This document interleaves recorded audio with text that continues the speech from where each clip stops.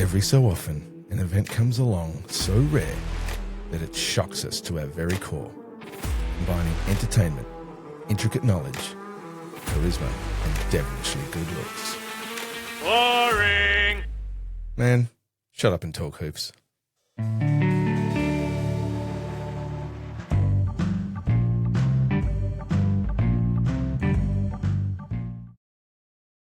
Well, wait no longer, because here we are, old head hoops, back again. See, how you going, bro? Good, bro. How are you? Yeah, it's like I haven't seen you for ages. Oh, dear. So today, finally, we're going to commit to the top 10. Dun, dun, dun, dun, dun. And touch wood, we're not going to have any tech difficulties this time around. Please no. Please no. So, as we mentioned in the previous episode, technical difficulties stopped us from doing the top 10. However, Mus has heard number 10 and number 9. So he's going to take off his lawyer hat and put on his Brad Pitt acting hat. And you're going to act really surprised when you see the number 10 and number 9. I will ensure that I will treat your top 10 from 10 to 1 with the same prejudice and disgust when required. With the disrespect it deserves, eh? Absolutely. Unbelievable. And let's just go over the rules here. Oh, yes. The criteria. This is not a top 10 list of all time. Nope. Because my top 10 list of all time would look a lot different than my top 10 favorite players. Mm. And there is the caveat that we had to have watched these players play. Mm-hmm. So there's no Oscar Robertson or Wilt Chamberlain or even Jabbar, who saw the tail end of his old decrepit ass. So this is just my favorite players that I've loved to watch, and therefore can't be fucking wrong, can it? Yes, it can. The eye test. This is the eye test, the ultimate eye test. And to be fair, right, I think the great thing about these lists, right, is it encourages you in your own mind to think about who you would have. And it's a really difficult exercise. It really is. Any kind of top 10 is a difficult exercise because everyone's different. Everyone values different things. And I'm a big valuer of narrative and style. Mm-hmm. Both. So they've got to speak to you, right? These players are going to speak to you. Like I've always Make said, you man, feel. basketball's like fucking art. Mm. So some of these players appeal to me for reasons I have no fucking idea about. Like when I listen to, I don't know, Jimi Hendrix or the Allman Brothers Band or Lenny Kravitz, whatever. Oh, I don't know why, the specifics of why I love that music. I just do. Yep. And to me, it's the same with athletes. Athletes are art to me. And for some reason, certain athletes fucking give me a Woody. Yeah. And some don't. You can't explain to people why. So but you're going to do your best. In that sense, I don't want to fucking justify my list to anybody. It Fuck just, yeah. You got to justify it to me. It just is what it Nah, I take that back. Yes, no, you do have to justify it to me. You fucking wait till it's your turn. Wait till it's your turn. So, yeah, I do apologize to all the people out there that were pissed off that I didn't get to the top 10 in that ill-fated first recording. But you whet the appetite. Jesus, we're getting quite sexual. I know. We're talking about woodies and getting wet. A lot of people have been turned off already. Yeah. Sorry. Or turned on. Whichever way you look at it. All right. And I'm also going to have a play around. I've just bought, and this is plug time. Hey, Black Magic, we want you as a sponsor as well. I've just bought myself a Black Magic Atom Mini Pro video switcher. We love you, Black Magic. We love you, Black Magic, and Rode, and Bill Simmons. The list gets longer. Support us. So I'm going to try and throw some fucking highlights in here, see how we go. And I just bought a Philips monitor. We love you, Philips. Oh, unashamed. Not at all. There's no shame. Unashamed plugging. No shame at all. Oh, lordy, Lord, it's happened already. All right. So, my number 10, Anthony Penny Hardaway. Okay. Give it to me. All right. Pick number 3, or let's start off. 6'7", 215 pounds, picked third in the 1993 NBA draft by Golden State. Famously appeared in Blue Chips with Shaq And the story goes that Shaq demanded that the Magic take Penny instead of Webber. So they did trade. Do you reckon that's true? I absolutely think it's true. Mm. Absolutely think it's true. Penny had already done one workout with them and then had come back for a second workout at Shaq's behest. Okay. So Shaq was in love with the guy. And wanted to play with him. apparently he came back in the second one and absolutely crushed it, crushed it to leave them with no doubt. You can see why. So they ended up getting Penny and 3 first-round draft picks. God only knows what they did with them. I'm sure some of our listeners out there would know better than I do. That is insane, considering who Penny was and what he was able to do. Yeah, definitely. And no disparaging comments at all against Chris Webber, because he was fucking phenomenal too. Webber was phenomenal. But, I mean, look at this. Young Penny, Magic Johnson and Tracy McGrady had a child, and he was ridiculous. You didn't get players doing what he did at that time. No. He was 6'7", amazing vision, and he was pass first. He could definitely play. He could 100%. definitely play offense, but he was a pass first point guard. And he had eyes in the back of his head. Some of these passes are just ridiculous. Yeah. In addition to having a crazy vertical, tight handle. And he could dunk on motherfuckers, eh? And he look at that. I mean, he was a ridiculous player. Ridiculous. And at the time, I can't even think about anybody that had that combination of vision, athleticism, leap, length. He could shoot. And very, very low usage at that point in time as well. But, I mean, he was just nailing it over the top of everyone. These dunks were hard too. They weren't just bullshit dunks. He was throwing them down. So his first year, he took the team to 50 wins in their first playoff spot. Well, he did have Shaq as his sidekick, though. So he won the rookie game MVP. He was first team all rookie and finished second to Webber for rookie of the year, averaged 16, 6, and 5 with 2 steals. Second season started his big run of pretty much unfortunately, his peak. Came very, very early over that 4-year stretch. He had 4 straight All-Star appearances, signed himself a 9-year, $72 million contract. It was in his second year that they won. 9 year? Yeah. An opt-out clause. That one over Ewing. That was the dunk. That was the dunk. So, yeah, they won 57 games, got swept by the Rockets in the finals, as we all know. However, he did average 21, 7, and 4, first team All-NBA. I mean, what can we say about Penny, man? What say you about Penny? Do you think he belongs in the top 10 favorite players to watch? No. As we go by what the criteria is, I cannot fault this one. The eye test, Penny was smooth as fuck too. Handles left and right, no weakness from that. Athletic, could pass on par with most probably Magic, to tell you the truth. Like I said, he threw them down. And you know what? Shaq's not an easy boy to play with, right? And he coexisted with Shaq, and they both excelled together because he was pass first. He took care of the big guy. And, of course, the off-court stuff. Oh, yeah. The little Penny ad campaign. Yeah. I had those shoes. And that supposedly added to his little aura. It added to the Penny aura. But there was like that rift between him and Shaq, supposedly, is who was the man, whose team was it? There was that stupid fucking poll that happened in the Orlando Sentinel about, does Shaq deserve this kind of money? Yeah. Shaq has come out saying, if I could take it all back, you know. The problem you had back then is, don't get me wrong, I'm a Shaq guy, I love Shaq, but he was immature as fuck. And this sort of stuff would piss him off. Now, granted, he was the man in Orlando, but he could have coexisted easily with Penny, and they probably would have had chips. But they ran into a team that would not be denied in the finals, and Hakeem was still Hakeem at his prime. So, unfortunately. And the injuries, they came early for Penny. 96, it was supposedly in 96 against Detroit in the playoffs that he first injured his knee, and he was never really the same after that. Well, then he had the microfracture, did he? Yeah, and after that 96 series, he played 59 games the year that Shaq left, and then 19, 50, 64, had an 80-game season in Phoenix, but then 58.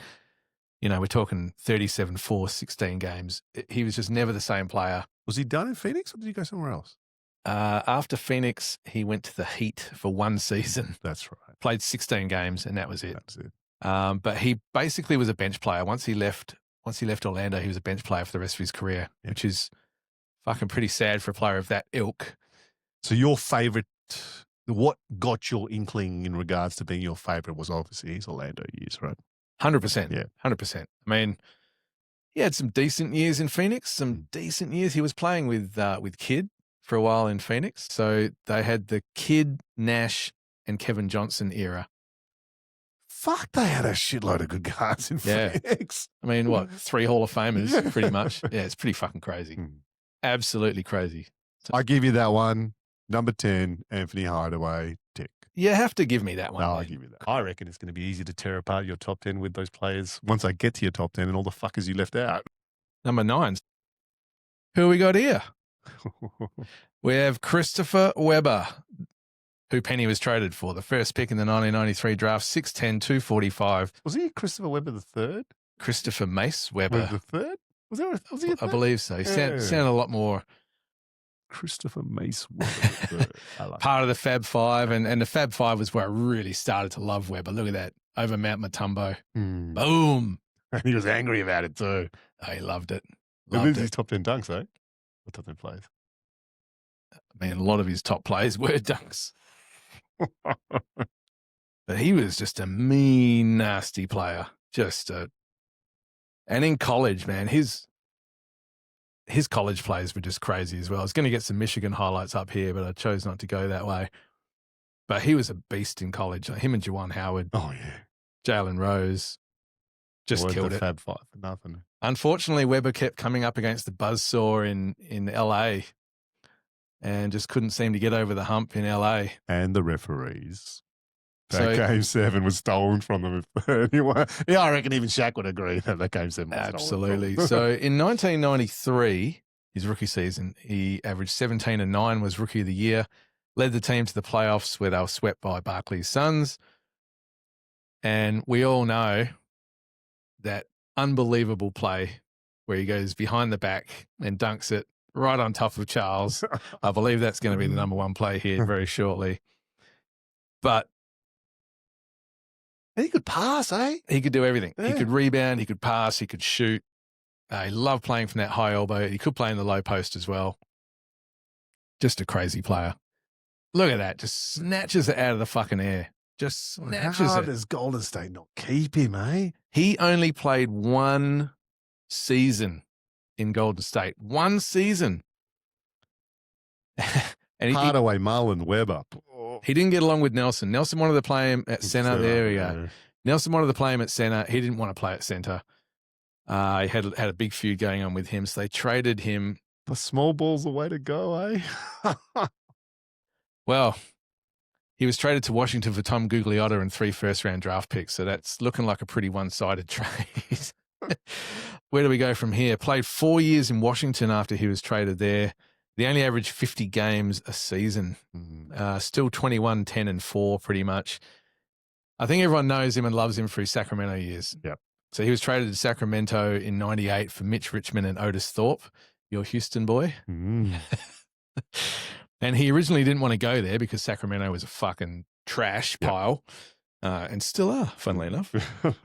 When he combined with Divac, Peja, and his first point guard, White Chocolate, Jason Williams, formed a potent running team. Rick Adelman, your hey, Rick. Mad respect for Rick. Your Blazers coach.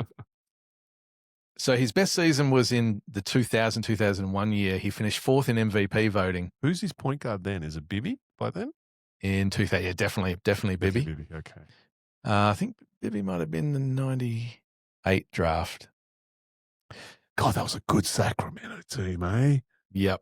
And Webber had averaged 27, 11, and 4 that year. 27. 27, 11, and 4 in a low usage kind of era. So, I mean, what those numbers he translate wasn't popping to. up threes. What those numbers translate to nowadays, who knows? Here's a question while we're talking about your number 9 top 10 player. Is he more skillful than Derek Coleman? Ooh. I actually had a little bit of a dive on Derek Coleman this week. Derek Coleman, He could play. He's That a good motherfucker player, play, mate. and he could shoot. He had range. yeah, he was Powerful, he was- big, yeah, he had all the tools. He had all the tools. very similar-ish. I'm gonna have to do it. That might be a shorts idea. We'll look Derek into Coleman. What happened to Derek Coleman? Because I mean, he was a basically 19-11 rookie of the year, and Yeah, then those New Jersey days too. yeah, he had a kind of a reputation as being a little bit of a head case, He was a hothead.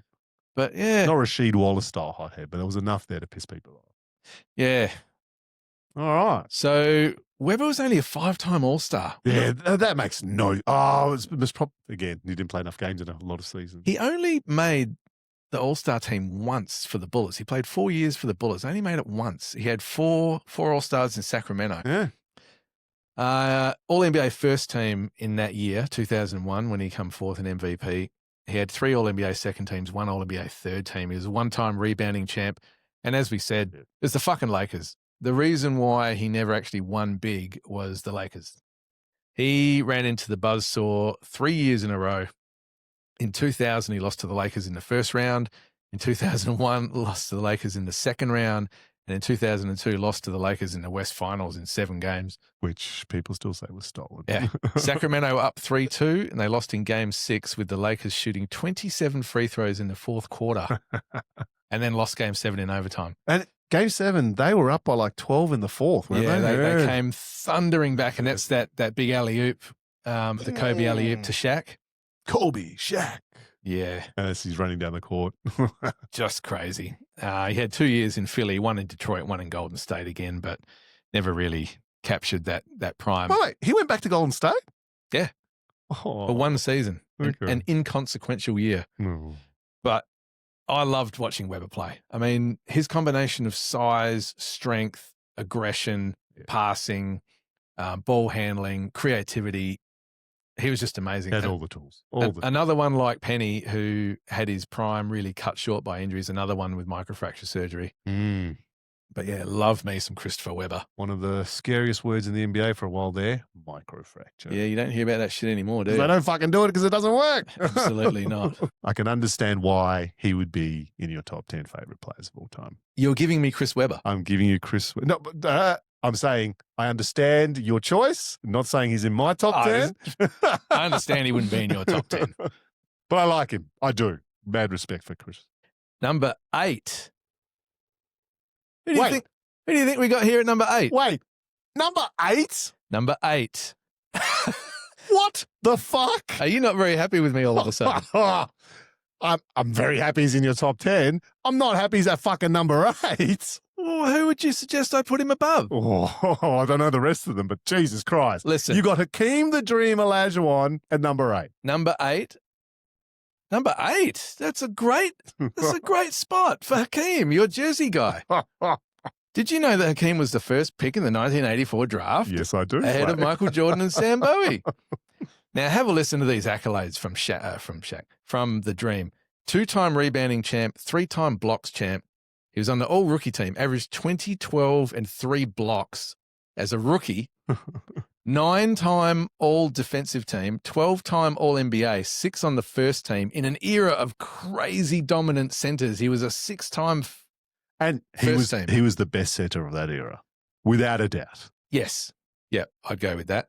He was a 12-time All-Star. He was the MVP in 94, should have been MVP in 95 as well. He was a 2-time Defensive Player of the Year, 2 times Finals MVP, and a 2-time champion. Now, read out his accolades from 94 alone. What did he win in 1994? Oh, you're fucking asking me a question I don't have here. MVP, Defensive Player of the Year, Finals MVP, and champion. Jesus no Christ. other player has done that. No other player, not even MJ. And he's on the quadruple double list as well with only 4 others. I mean, this guy... And you got him at 8. What the fuck? And he's the all-time leader in 5x5 games. He's got 6 5x5 games. Jesus Christ.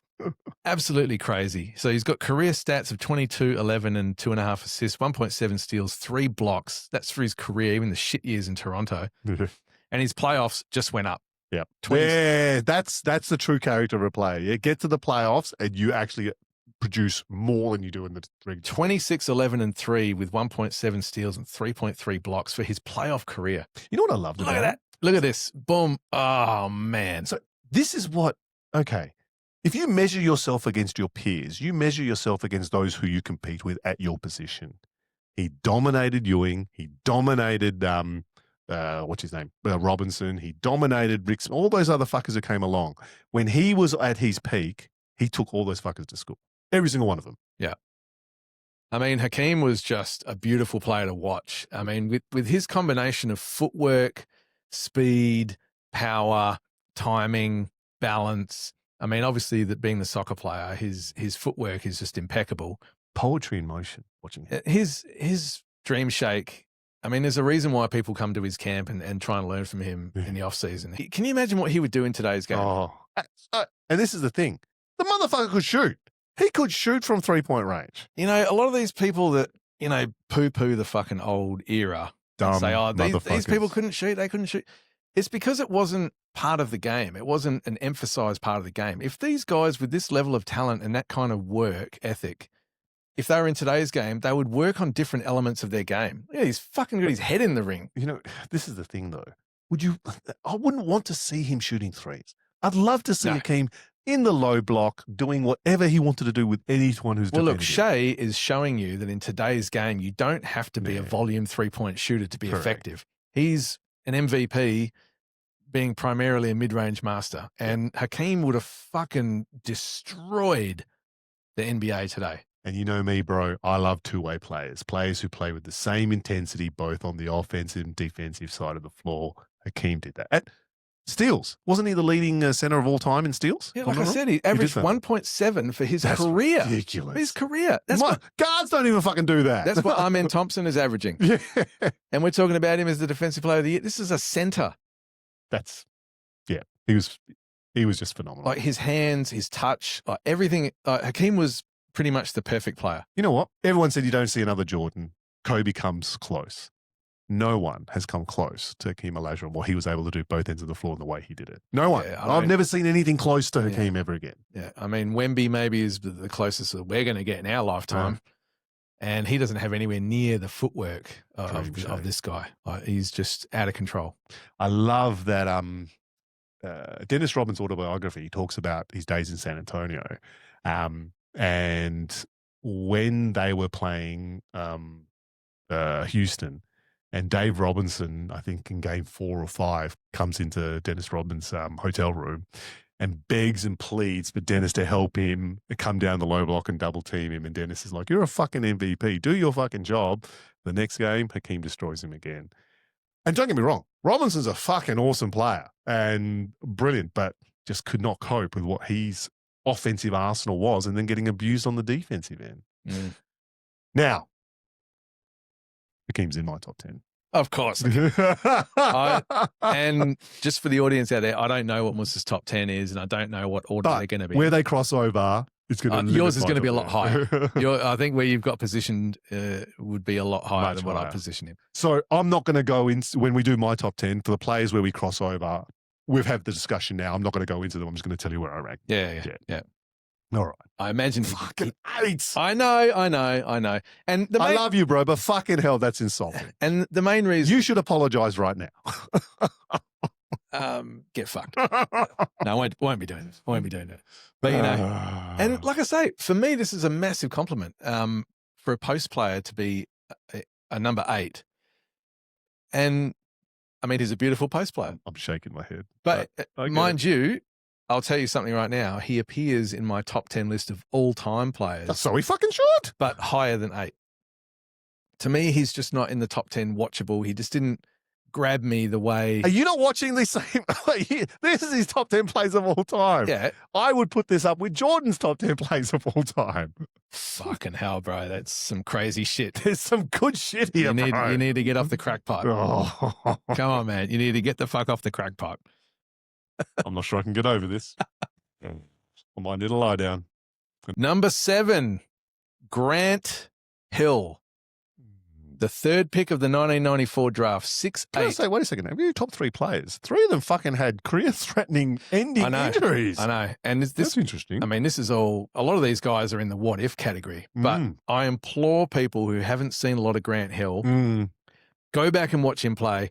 He had one of the meanest crossovers you've ever seen at 6'8". Not as pretty as Timmy Hardaway's, but fucking effective, and it was a killer crossover. His was more of like a hesitation. Yeah.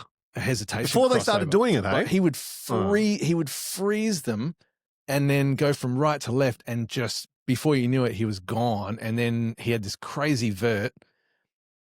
And I mean, Grant Hill, fuck. I think he could have been in that top 10 of all time list if he'd remained healthy. For the uneducated and uninitiated into the NBA, there was the talk about the next Jordan. Grant Hill was one of those players that 100%. was talked about. 100%, and he deserved it. Yep. He was just fucking incredible. He could do everything on the basketball court. He could do everything. Oh, He's an okay shooter, good in the post, unbelievable slasher, defender, passer, great defender, rebounder, athletic as all fuck, but very smooth with his the athleticism. He wasn't like just a crazy, explosive, powerful, like eye-grabbing sort of. Here's his crossover. Bang. Boom. And that's Scottie Pippen. That is one Pippen. of the greatest defenders of all time. That Hezzy is just fucking. Look at this. Bang. Oh. Goodbye. Good He night. was crazy. All right, let me throw some shit at you. He played 4 years in Duke. You won't see that shit happening anymore. Now, funny enough, he wasn't the best player at Duke. Well, Leitner, while they were together, but Leitner was a couple of years older. Yeah. They won 2 titles at Duke, and he was a 2-time All-American. Comes out number 3 pick to Detroit. He was the co-rookie of the year with Jason Kidd. Wait, number 3 pick. Who was 1 and 2? Big Dog Glenn Robinson was number 1. Jason Kidd number 2. They're good players. Great draft. Very good draft. How about this? In his first 6 years, averaged 22, 8 boards, 6 assists, and he was a 5-time All-Star, 5-time All-NBA. Unfortunately, that was his peak. All three of my first 4 players I've talked about have all had a 4-year very peak, short peaks and been injury prone. So he does his ankle, yeah? That's the bad one. He did his ankle, yeah. He averaged 26, 6, and 5 in 99-2000 before he injured his ankle 1 week before the playoffs. He played 2 games in the playoffs against the Heat with the fucked ankle. And he said in hindsight, that was just absolute lunacy to do that. And that's probably contributed to... Please don't say he just did that dunk on Morning with that busted ankle. No, I don't think so. That was a long time before that. And that was it. That was his career in Detroit. When he checked out of that series, he went and signed with the Magic in 2000. He ended up going in a sign and trade for Ben Wallace and Chucky Atkins. And he only played 4 games in the first season, 14 in the second, 29 in the third, and none in the fourth with Orlando.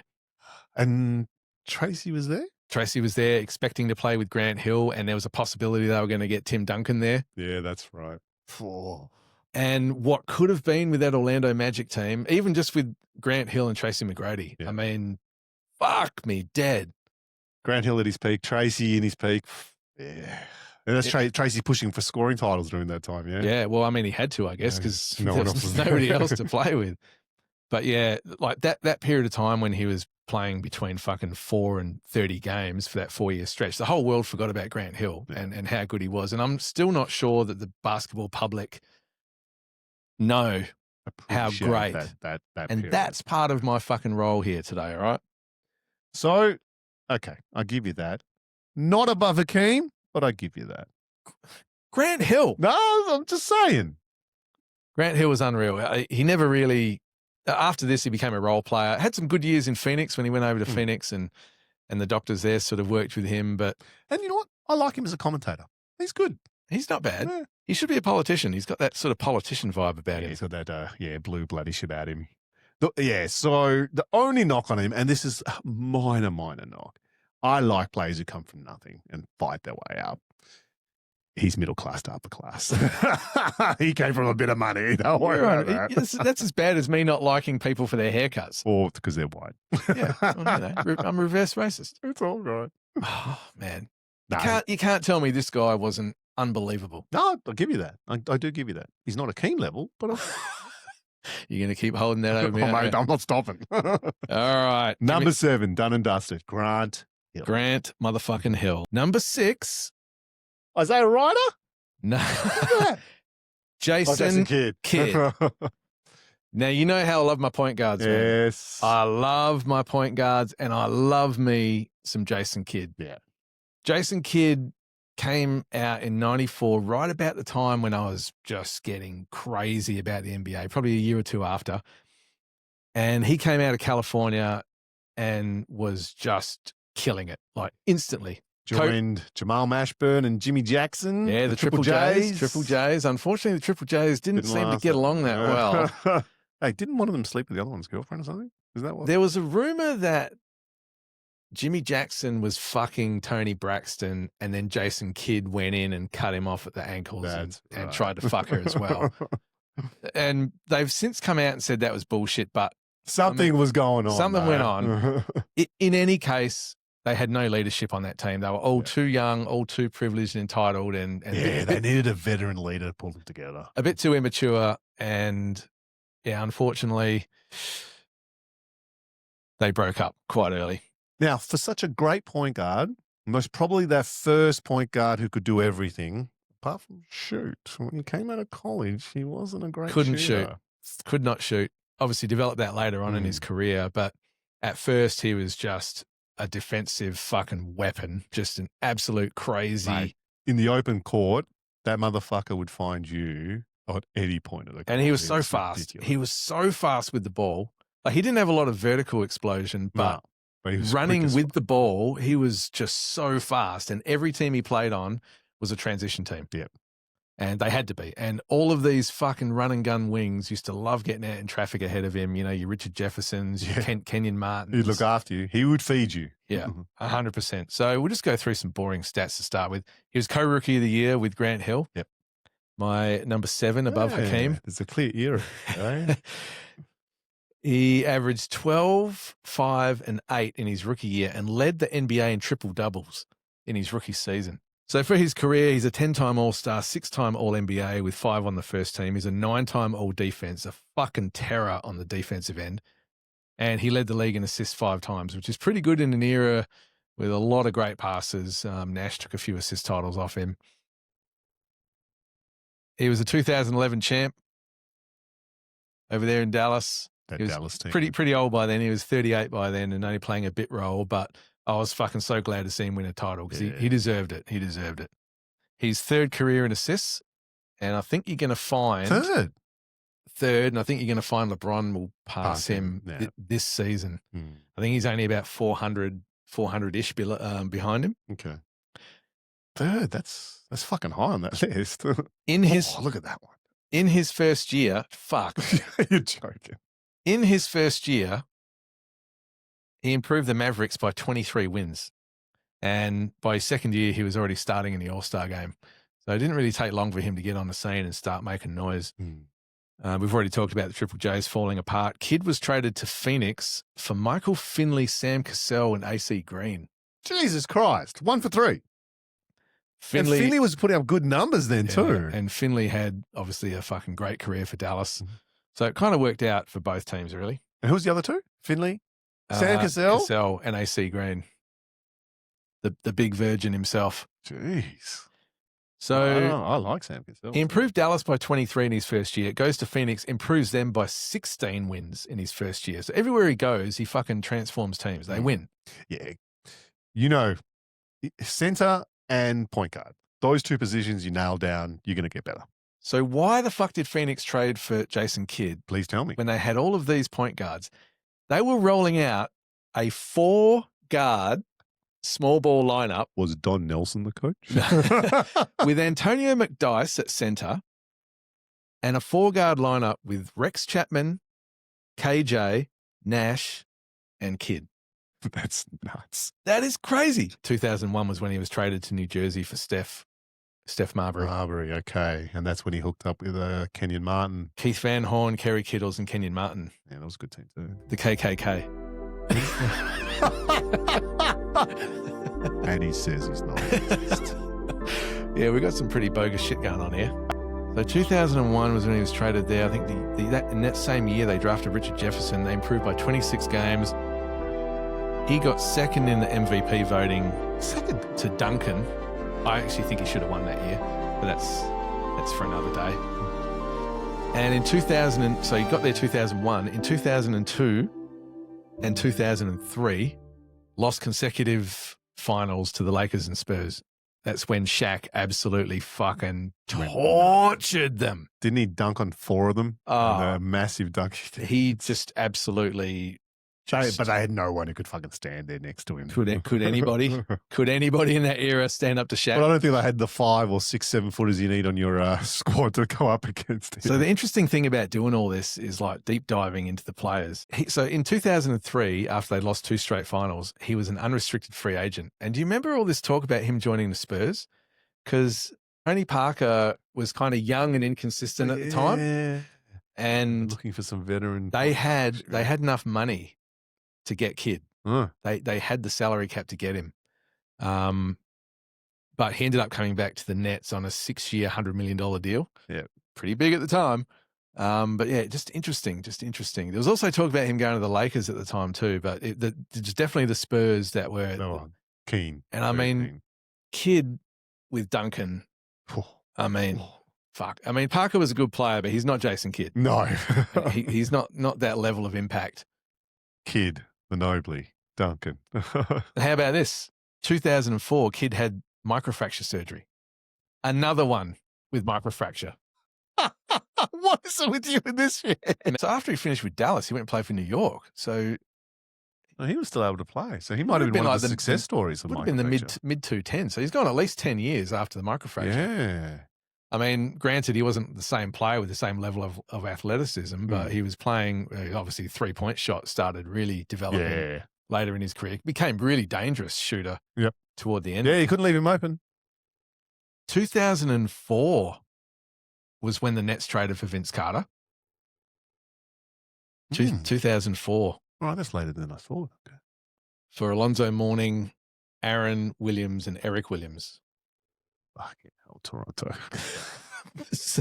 They got he wanted out though. They got hosed, man. So you can see why they hated Vince for a while there in Toronto. Wasn't really doing them any favors. So you put Jason Kidd above Hakeem Olajuwon. Yeah, because I love Kidd. All right. I love Kidd. All right. It's my list. I know. You can have Olajuwon wherever the fuck you want. I will. But Jason Kidd was... He was good. Don't get me wrong. He was good. You know Hakeem Olajuwon, but he was good.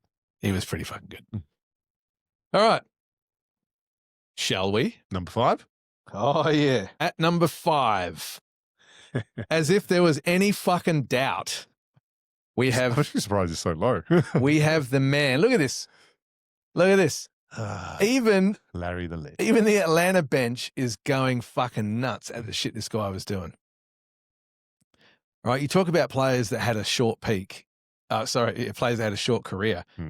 If he had gone, I think he only went 12 years.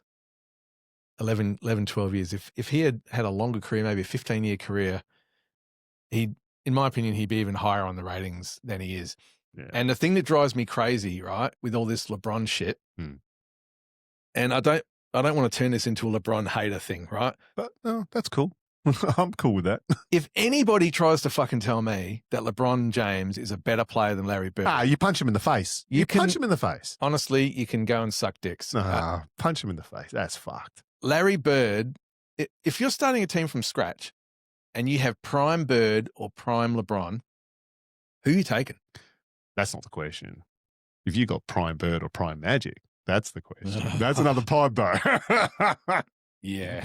I mean, I do love me some Magic. But Bird could do it all. Like, he really could do it all. Just a crazy, obviously he wasn't an athlete, but still a great defensive player. And a great fucking rebounder for a guy who couldn't fucking jump shit. He was career 10s, career 6, over 6 assists. And with a game on the line, I don't know if there's anybody that's ever played that you would put above Bird with a game on the line. Maybe one. Maybe one. So this is the thing that those fucking bronzexuals don't get. Larry Bird, as a player with all the tools, most probably still exceeds LeBron. But his mentality, I will not fucking lose to you, and he'll do whatever it takes to win, sets him aside straight away, right? And plus, he's a trash-talking motherfucker. I love all those stories about Larry Bird. I love the one when he walks into the change rooms at the All-Star game. He's got his jacket on and everything else, and he wants For the three-point shootout. Three-point shootout. He goes, who's coming second? Yeah, who's playing for second? I mean, and then doesn't take his jacket off and wins the three-point comp. he's just a killer. When I think about Bird, I just think about the coldest-blooded killer that the game's ever seen. So remember Dominic? I think it was Dominique, and they were playing Atlanta, and he told them, I don't know who it was. Might have been the Lakers the next game. And he said, but I've got to keep my right hand all right. So I'm going to shoot my left hand the whole game left-handed. The whole fucking game. Yeah. And told them before the game he was going to do that. I did see some footage of that game, and it was crazy. He's got some good touch. Touch, pass, defense. And have a look at this one, right? Detroit were up by a point with 5 seconds to go with the ball. That's Isaiah Thomas. Bang, steals underneath to DJ. Johnson. And that's it. Like, who the fuck is making plays like that? His IQ was off the charts, man. Also, let's talk about LeBron's IQ. I'm sorry. He'd be a fucking moron to fucking Einstein here. Yeah, it's just wild. So let me go through some stats for you. Okay, this one I would feel comfortable. Oh, you'll let me go. Comfortable. You'll let me go. To have him above Hakeem. That's awesome, man. But just comfortable. I'm so glad you let me through with that one. So he was drafted in 78, but didn't come to play in the NBA until the year after. So the Celtics used a pick on him and kept him stashed for a year. Red fucking up, right, Jay? And that year that he went back to college, his team, Indiana State, went undefeated, but lost to Magic in the final. And to this day, it's still the most watched college game ever. Yeah. And for his college career, Bird averaged 30, 13, and 5. Jesus Christ. Yeah, it is wild. It is wild.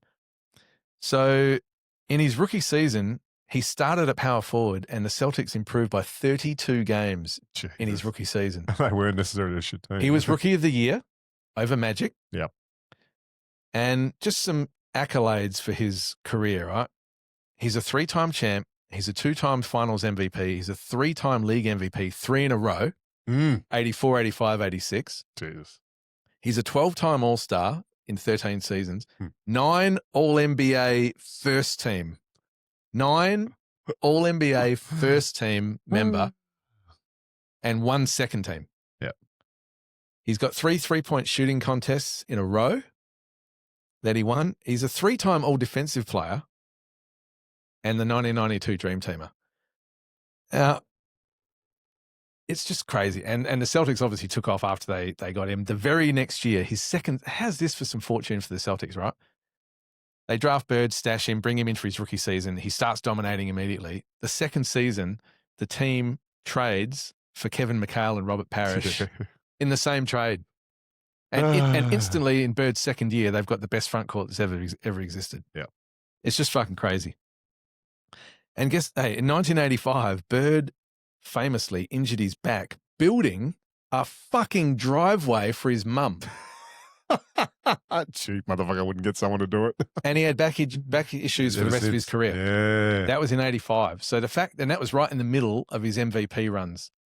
So he got to 92 when it was really pretty much over for him. So but 7 if he hadn't shoveled that fucking driveway, who knows what he would have done with his career. And you know why he must probably do that? Because he's a cheap motherfucker and he didn't want to pay someone to do it for him.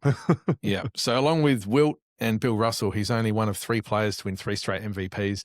And you remember this furor that was happening around Jokic when he'd won 2 in a row, and he was quite obviously going to get number 3, the MVP for the 3rd season. Yep.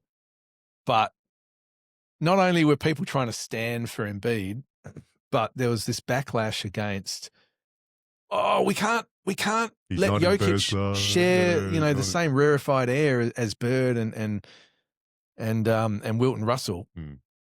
In hindsight, that was pretty fucking stupid because Jokic is right up there. Yeah.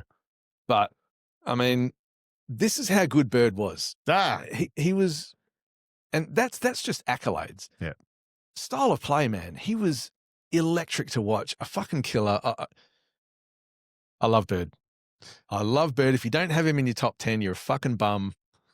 If you think, Hey, you don't know my top 10 yet. if you think that LeBron is a better player than, and of all of the players that people who elevate LeBron this high in the rankings of all time, of all of the players that should feel aggrieved, like your Kobe's, your Duncans, your Shaqs, that apparently LeBron is better than, which I absolutely believe not to be the case. Bird is the one who should feel most aggrieved because they play the same position. Yeah. Right? As far as small forwards go, to me, Bird is the best small forward that's ever played the game, and I would take him over LeBron. To me, LeBron is a top 10 player of all time. Hands down, without a doubt. I've probably got him slotted at about 8 of all time. I'm talking Magic, Bird, Shaq, Jordan, probably Kobe, and Duncan or LeBron. It's kind of that's the level. That's legit. But that's legit. To put him over Bird, like the Bird slander when it comes to LeBron, it drives me fucking crazy. Yep. Drives me crazy. If I'm starting a team, I'm going for that guy. Yeah. Cannot argue with you on that. Cannot. All right. Have we sucked Bird's dick enough? I know, but you put him at number 5. Who the fuck is in the top 4? I know. Well, stay tuned. Let's get ready. Number 4 is the big ticket Kevin motherfucking Garnett. Now, I actually thought he'd be higher in your league. Anybody who knows me knows that Garnett is probably my favorite player of all time. I loved his intensity. I loved his mix of inside-outside game.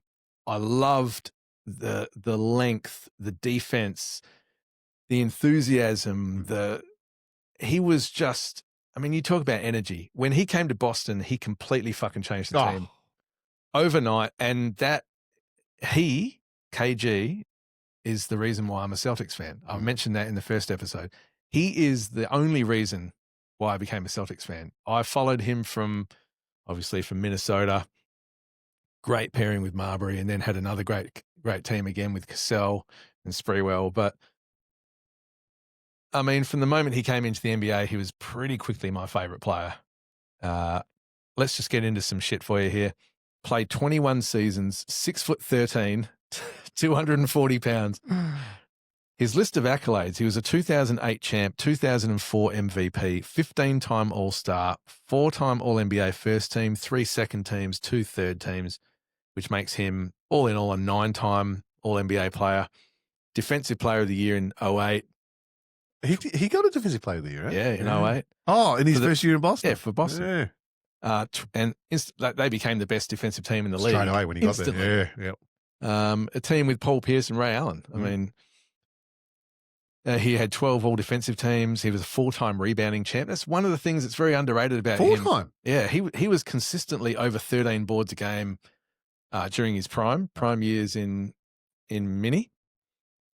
So for his career, he averaged 18, 10, and 4 with 1.5 blocks, 1.5 steals, another sign of his defensive versatility. He's a lot like Amen Thompson in that way. He'll block as many shots as he'll steal. Yep. And he could defend out the perimeter. He could switch. His lateral quickness, his timing, his second jump, and his turnaround shot. His turnaround shot was automatic. The length. Automatic. Oh. So he was a dog. A dog. Crazy Real competitor. Dog. Crazy competitor. You got to love those players that just are a little bit nuts, right? Oh, yeah. Like you. You got to appreciate him. Oh, absolutely. So he's the Wolves' all-time leader in points, rebounds, assists, blocks, and steals. Does Ant-Man get past him? Probably in time with the points at least. And in that 2004, his MVP year, averaged 24, 15, and 5, 2 blocks and 1.5 steals. Just a crazy year. Deserved it, 100% deserved it. But he was obviously doomed in Minnesota. Yeah, but he had good teams in Minnesota. They had very good teams in Minnesota when he was there. Started off real shit. They did, So Marbury came in 96, Mm. that great 96 draft with Kobe and all those guys, AI. Unbelievable duo from minute one, like that inside-outside, like the new age inside-outside. Yeah. I don't want to say Malone and Stockton because they're Different, fucking- but positionally wise, yeah. absolutely, like inside out, and had great chemistry from day one. They made the playoffs in Marbury's first year, Mm. and guess who they lost to? Lakers. Your boys, Oh, did the they? Houston Rockets. Oh. And I've got a couple of their games on VHS. Oh, I'd love to see that. Yeah, man, and it was great. I mean, between Googs and Marbury and Garnett, they were a great team, man. Just a great team. And then the contract gets signed. So he was an all-star in that third year. That was his first year that he was an all-star. Please. And that year, I didn't even realize Oh, jeez. that year Shane Hill was on the team. Oh, yeah, they're mates. He They put- know each other. He loves Shane Hill. You hear him talk about Shane Hill. He That fucking loves Aussie him. dog. He fucking loves him. He loves some Shane Hill.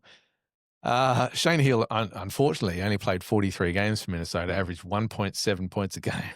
It didn't exactly stick. And then 97, he infamously signed that 6-year, $126 million contract, which was the biggest in history as a major source of tension, which led to the 98-99 lockout.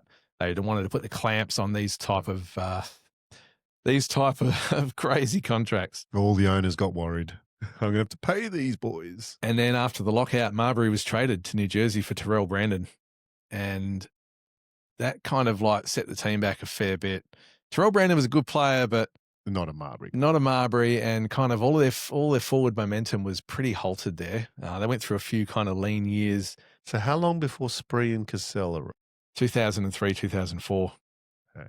So that was a lot of lean years. So 98, 99 was when they traded Marbury, and it wasn't until 2003, 2004 that they got Sam Cassell 5, 6, and Latrell Sprewell Yeah. and Troy Hudson and Irvin Johnson. Not Magic, Not Magic. the other big slow Irvin Johnson, center. the big ugly motherfucker. Yeah. Big fucking nose, that boy. Yeah, but you think about the teams in the West at the time. You had the Spurs, Seattle, Houston, Phoenix, Portland, Dallas, and LA, all killing it. Yep. It was just a murderer's row. Like, he had no chance. He lost Marbury, and then that was it, all over Red Rover. So he lost Malik Sealy, and then the Joe Smith debacle. Oh, yeah. Ornery Joe Smith. The fucking owner put down in writing that they were going to pay Joe Smith, wink, wink, nudge, nudge. Was this motherfucker on crack? Like, honest to God. Would have thought he got away with it. Dumb motherfucker. Fuck me. What a dumb motherfucker. And he was white. Racist. Fuck. If they had a black owner, he would have had a fucking probably 2 or 3 titles in Minnesota. Oh, unbelievable. So they lost 3 first-round draft picks and Joe Smith in that whole debacle. Just unbelievable. Did the Boston Celtics with KG underachieve? They probably should have won at least 2 titles, but they had a flurry of injuries. Either he was out or Perkins was out. It was one of the two were out for the next 3 straight playoffs. So, you know, Doc Rivers has famously come out saying, our starting fives never lost a finals, never lost a playoff series or whatever. It's true. It is true. But KG kind of, that second year in Boston, he hurt his knee and he never really was the same after that. Yeah. Unfortunately. But he was quite old by the time he got, I mean, you're talking like 34? He would have been 34 in that second year in Boston. So probably a little bit past his prime anyway. He deserved one, though. He deserved it. Minnesota had 7 consecutive first round playoff exits up until 2002. Like, just wild. Just wild. For a player of that caliber. Yeah. That's the West for you, though, eh? That's kind of like, it very much mirrors Tracy McGrady. I mean, he didn't make it out of the first round, maybe until the very end of his tail end of his career, maybe when he got to San Antonio, maybe. So 2003-04 is obviously when they got Cassell. 58 wins, rebounding champ, MVP. That was his end. Yeah, Okay. beat Denver 4-1 in the first round, Sacramento 4-3 in the second, and went to the West Finals and lost 4-2 to the Lakers. Yeah. What are you going to do against fucking Shaq Diesel and Kobe in their prime? In their prime.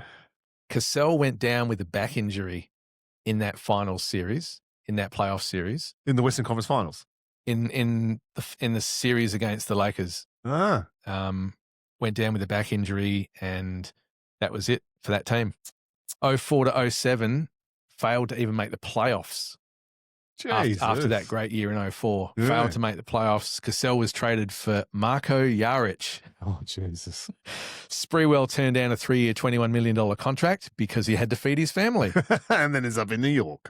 They must have been eating fucking gold-plated fucking caviar or something. I love Spree, but he was fucking crazy too. Bro. So that team was, summarily broken up. In 2007, Glenn Taylor, white motherfucker, started listening to trade offers, and KG reached out to Kobe to try and get onto the Lakers. Ooh. But Kobe ghosted him. Really? Ghosted. Wouldn't respond.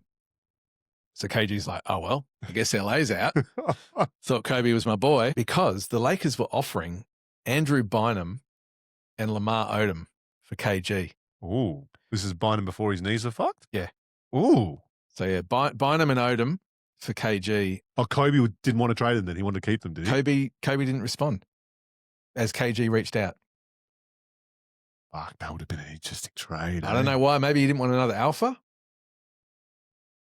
Well, I don't think Kobe's scared of that. Well, he'd had the whole thing with Shaq, but I mean, KG's a different kind of alpha. That's another thing that I want to talk about with KG. He's complimentary. He'll play with whoever.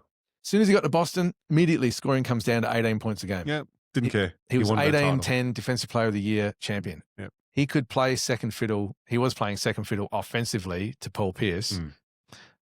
And just one of the most complimentary stars. Yeah. He could be as effective on defense as he could be on offense. Yeah, okay. You're all happy with KG being in there? Yeah, not above Hakeem though. Interesting. Interesting. Well, just a tease, we have a future pod where something like this might come up. I think it will need to. Yeah. As we go through our pods, ideas will percolate, and I'm sure we'll explore them in great detail. Indeed. All right, well, that's enough for you, KG. Number 3. Dun, dun, dun. The Magic Man. Magic Johnson. Okay. The first pick in the 1979 draft. 6'9" point guard, 220 pounds. Never been seen before. 12-time All-Star, 5-time champ, 9 times LA in the finals in a 12-year career. 9 times in 12 years. That's ridiculous. And everyone's fucking creaming their About pants LeBron. because LeBron made it to 8 finals In a row. in 23 years. The team he fucking plays for the player that he most probably wishes he was, did it. Better. 9 finals in 12 years and 5 times a champ. Yeah. That is crazy. He nearly won a championship for half of his career. Yeah. He was a 3-time finals MVP and a 3 times MVP. He was a 9-time All-NBA first team, like Larry Bird, 9-time first team All-NBA, and he was a 1-time second team. So 10-time All-NBA, 4-time assist leader, 2 times led the NBA in steals. He was an NCAA champ, averaged 17, 8, and 8 for his college career.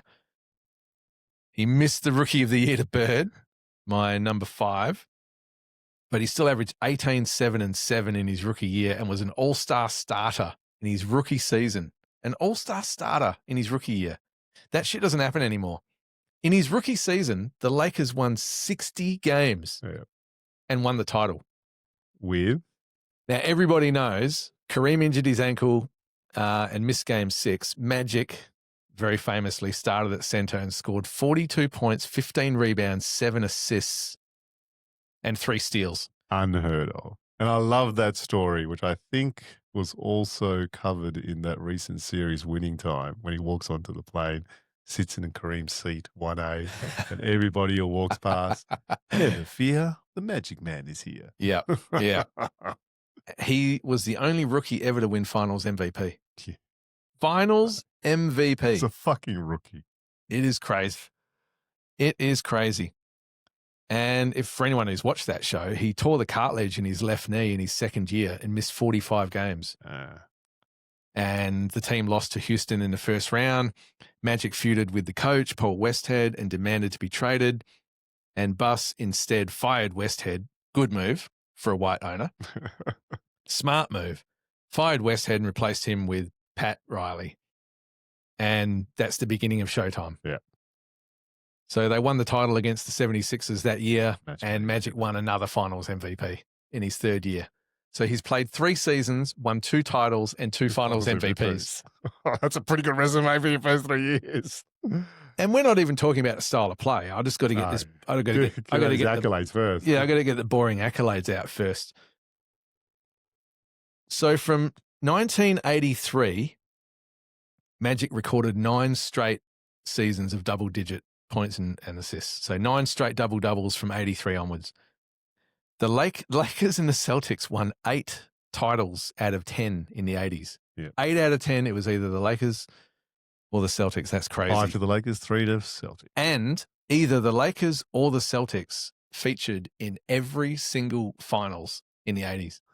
Oh, yeah, because it was then Houston won versus the Celtics. Who did the Lakers take out? Oh, Philly. Would have been Philly in the 80s, yeah? Early 80s? 83, I think Philly won the title. Yeah, okay. Against the Lakers.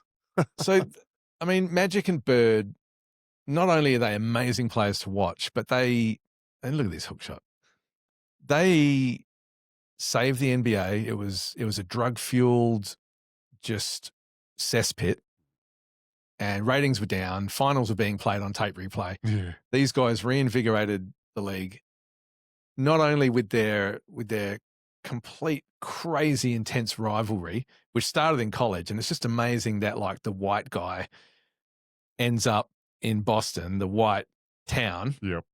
Very, very racist history in Boston. I encourage all of our listeners and viewers to watch Bill Simmons' Celtics Nation series. Yeah. Just an amazing, amazing, amazing doco series going back into Boston's history. Very, very racist town, very white. And I mean, the Celtics were extremely white.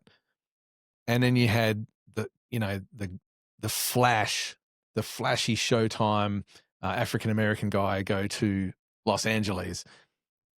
And Don't tell me that wasn't orchestrated.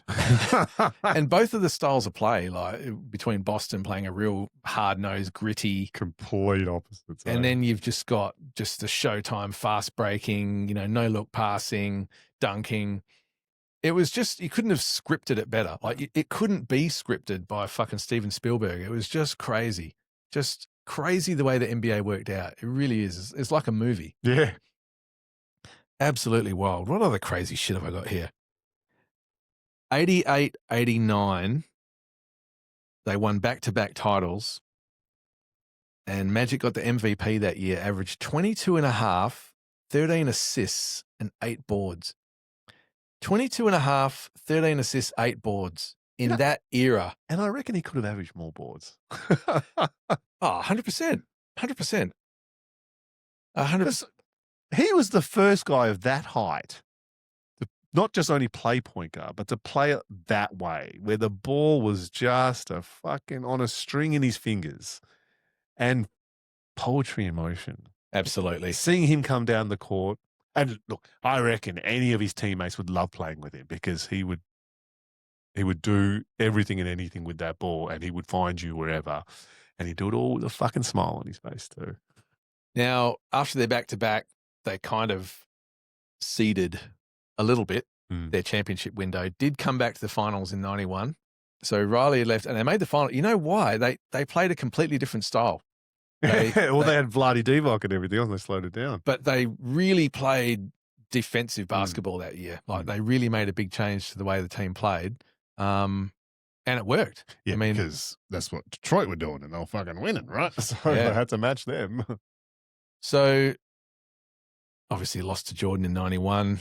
There's no shame in that. And the following, little did people know when when Magic played Game 5 that year against the Bulls, that was going to be his last game. Yeah. Well, at that time. So he announced his HIV in a press conference in that off season. You know, that announcement is most probably up there with the most shocking moments, I think, in American cultural history, with fucking OJ driving his fucking truck. I remember where I was, and there aren't many moments in my life where I can remember a celebrity or an athlete or anything like that something happening with them and me knowing exactly where I was. I was year 9 in high school. I was on my way to English, which was a second floor office that we were going to, second floor classroom. And I was halfway up the stairs and the bricks were these mission brown fucking, this is not important to the story, but this is how clear my recollection is of that time. And, back in 91, like we didn't have the internet. There's no internet, no. I don't know how this kid found out. I really don't know how. Maybe it came over the radio or something. Mm. But I was walking up the steps and he's like, "Oh, did you hear about Magic Johnson?" And I'm like, "What about Magic Johnson?" And he's like, "He's a homosexual. He's got AIDS." And I'm going, Fuck "What?" off. And he's going, yeah, he's fucking homosexual. He's got AIDS. And I'm going, that fucking can't be right. And you can't just whip out your smartphone. No, and, verify any of that shit. and double check shit. So I remember just hearing this news, and obviously that was kind of like my first real big year into following the NBA and getting really into it. And I was just like shattered. I'm like, but he's one of the best players in the game. Like, how? That can't be right. And then I later found out, I'm not sure whether it was that day, that night, but the news had been on our news. It was that big. And I just couldn't believe it, man. I was like, I've only just started watching the NBA. And like when it comes to Magic and Bird, I'll just backtrack a bit to my number 5 pick, Bird. Do you remember the VHS tapes that they used to have back in the day? Yeah. I mean, the staples were Larry Bird, a basketball legend. Mm-hmm. I watched that thing back to front, inside out, over and over and over and over again. You had Magic Johnson, always Showtime. Yeah. Used to watch that bitch all the fucking time. And that's where I fell in love with Magic. See, the great thing about the NBA, and I encourage all of you young people to do the same thing. And that's the great thing about doing this pod, like this kind of retrospective style of pod. Just because an era of basketball has already been played, it doesn't mean you can't discover it. Back, it doesn't mean you can't find it and fall in love with it all over again. And the younger generation today have got so many more avenues to do it. Oh, mate, let's go on YouTube and watch all this shit, right? You got the Hardwood Classics. Like the NBA page on YouTube. You can sponsor us if you like. We love the NBA. And we love Road. And we love Black Magic. And Phillips. And oh, shameless plugs. But there's that opportunity for you to go back and basically relive an entire player's career if you want to. Yeah. And for me, that started with these VHS tapes. Mm. And then you'd get like dazzling dunks and basketball bloopers and like Patrick Ewing standing tall and like there were all these tapes and like I used to just collect them all the time and just watch them over and over and over. They used to have them at that I think it must have been a Video Easy, maybe a Blockbuster at the Valadura shops. And we would go in there. We must have been the only people hiring them. If there were none on the shelf, I could count on ringing you and go, have you got that? Oh, yeah, I got this one. We'll swap. But yeah, I mean, that's how I fell in love with Magic is I saw who he was and I saw what he was doing in that first couple of years that we started following the NBA and then buying getting the tapes and then going back.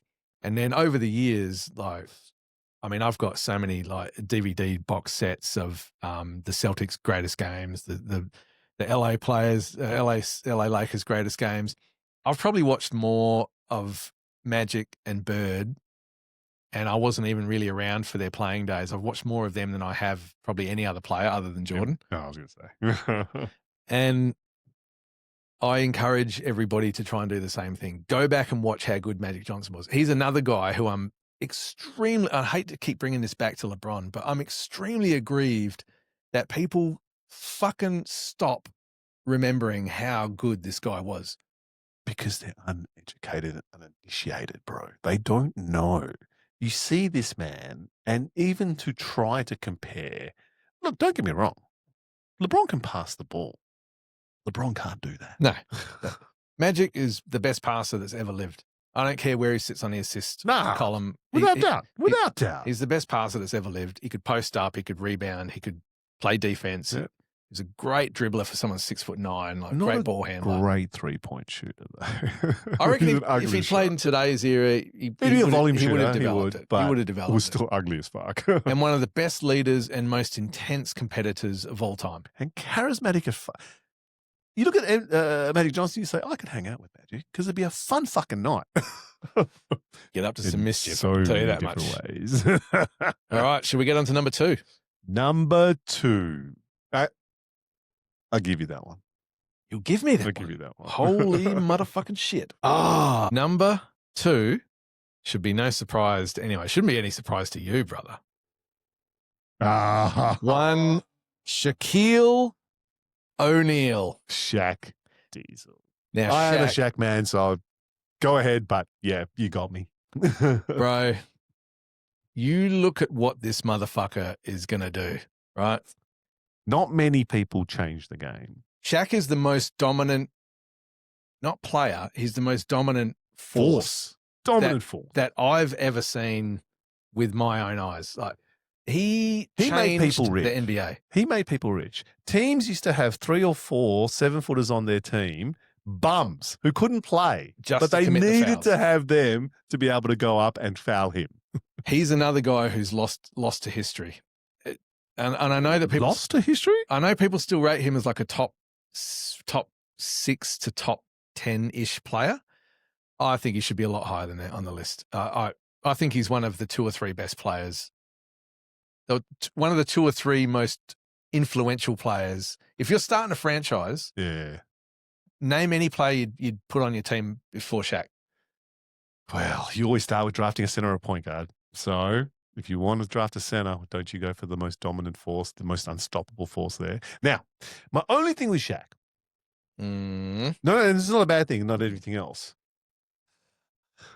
If he had Kobe's mentality. I knew you were going to say this. I knew. Because, look, and don't get me wrong, his Orlando days were awesome. When he got to LA, he was awesome. He famously got ready for the playoffs during the season, not in preseason. He would have been the GOAT. Oh. He would have been the GOAT. He got lazy on defense sometimes too. He may But not have, by a lot, but just a little bit. if he'd stayed in Orlando shape, that 305 pounds Yeah, shape, could run like he fucking ran like a gazelle. while we're looking at these amazing Shaq highlights, and I encourage anybody that's listening to our pod to please get over to YouTube and have a look at what we're looking at. I mean, look at this shit. Who's 7 foot 300 pounds that's diving on the floor like that? And of course, he does the camera moment. Shaquille O'Neal, for his career, even including those lean years as he became a journeyman, it was a 24, 11, and 2 blocks for his career. He was a rookie of the year. See, but 11 is most probably lower than what it would be for him. Could really have been 15 if he Easy. dedicated himself to it. Rookie of the year, 2-time scoring champ, 3-time all defensive team. Quite low. 3-time all defense. Because he got a bit lazy on defense. He was an 8-time first team all NBA, 14-time all NBA all up, 3 times finals MVP, 4-time champ, and the 2000 MVP. 1 MVP. There's 2 players. Yep. I will argue I was they should have hoping you were gonna multiple say that. MVPs, and he's one of them. How can this man only have 1 MVP? Just crazy. Well, first of all, Nash stole one from him. Correct. There is no way. Nash was amazing and transformed that Phoenix team. Yeah, but doesn't win MVP over him in that year. No, absolutely no. Absolutely fucking crazy. But, I mean, history is littered with that. How does Jordan only have 5? No. How does Kobe only have 1? No. Well, that's my other one.